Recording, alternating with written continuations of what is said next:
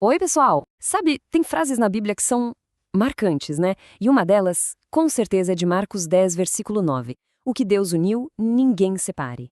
É uma frase curta, a gente sabe, mas, uau, ela tem um peso gigantesco quando a gente para pensar na união, no compromisso. Então, bora lá, vamos desvendar o que ela realmente significa. Olha ela aí, a frase que está no centro da nossa conversa de hoje. E não é qualquer frase, né? Foram palavras ditas por Jesus, que estabelecem um princípio fundamental sobre a união entre as pessoas. Mas, para a gente entender a força total disso, não dá para ficar só na superfície. A gente precisa ir um pouco além. Então, vamos lá. O contexto da frase. Porque para a gente entender de verdade o peso dessas palavras, a gente precisa voltar no tempo, ver onde e como isso foi dito. Essa frase não surgiu do nada, sabe? Pelo contrário, ela foi uma resposta bem direta, bem calculada, a uma pergunta que era, na verdade, uma bela de uma provocação. E qual era a origem disso tudo? Bom, a frase nasceu num confronto. Imagina a cena. Os fariseus chegam para Jesus e perguntam sobre a legalidade do divórcio. Mas não era uma pergunta inocente, não. Era uma armadilha. Um teste, sabe? Baseado na lei da época. Só que a resposta que eles ouviram, essa resposta mudou completamente o foco da conversa. E aqui está o pulo do gato. A resposta de Jesus vai muito além da lei civil. Ela volta lá para o propósito original de Deus na criação. Ou seja, em vez de ficar preso numa discussão de regras, de leis, Jesus eleva o debate. Ele não está falando de contrato, de regra humana, ele está voltando lá para a essência, para o plano original de Deus para a união de duas pessoas. É outro patamar de conversa. Agora que a gente já entendeu o contexto, vamos entrar na origem divina da união. Vamos olhar a frase pedacinho por pedacinho, começando pela primeira parte, que já é super poderosa. O que Deus uniu. O que será que essa expressão quer dizer sobre a natureza dessa aliança, hein?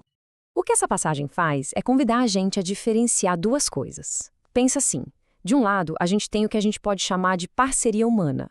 É um vínculo, seja emocional ou legal, um contrato, uma coisa que a gente decide começar e que, pela nossa vontade, pode terminar.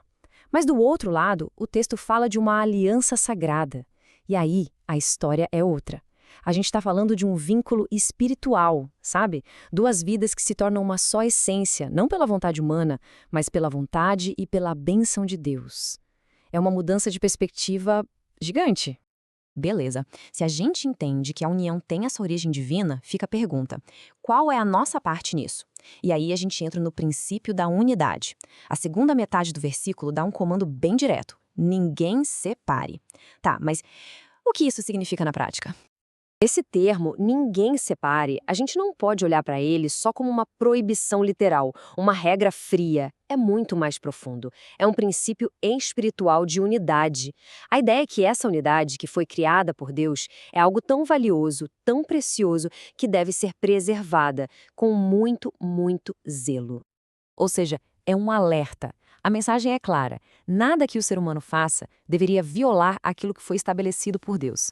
A frase funciona quase como um lembrete constante de que as nossas ações não deveriam interferir ou quebrar uma união que começou em algo divino. É um chamado para a gente honrar um vínculo que foi selado por uma autoridade, bem, muito maior que a nossa. Certo?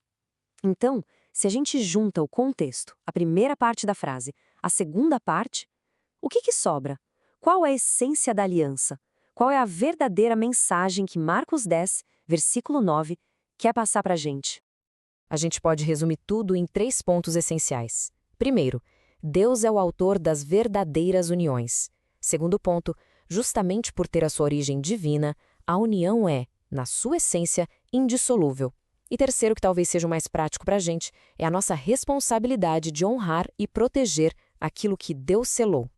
E, para a gente fechar, essa ideia final amarra tudo de um jeito brilhante. É uma aliança que transcende o tempo e permanece sob o selo da graça divina. Ou seja, o que nasce em Deus não se desfaz pela vontade humana. É uma aliança que vai além do nosso tempo, selada por algo maior. Sem dúvida, uma ideia muito poderosa para a gente refletir.